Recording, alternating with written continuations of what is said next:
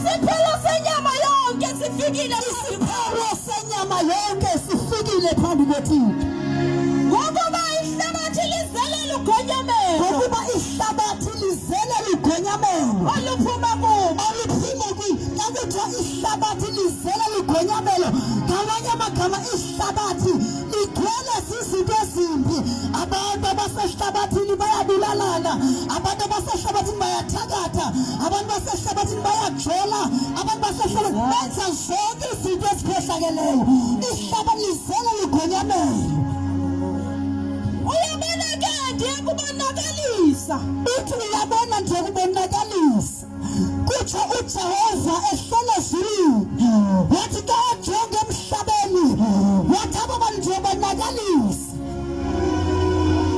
bona ndawonye nehlabathi, Bona ndawonye nehlabathi.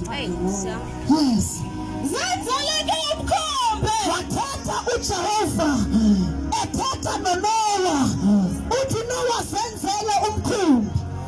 Ngokuba ihlabathi lonakele. Jesus. Ka ihlabathi lonakele, uthi ngiyolitshabalalisa ihlabathi. Benye ivesi kangabe bhala, uthi ngiyalitima igama lonke emhlabeni.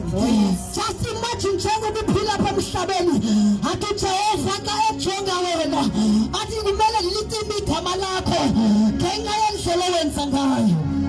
Ngoba zonke izinto eziphambene necebo likaThixo ziyayilimaza inhliziyo kaThixo. Sengathi kule ndawo esifunda kuyo uJehova uthetha inhliziyo yakhe ibuhlungu ka ebona abantu bonakele. Jesus. Hallelujah.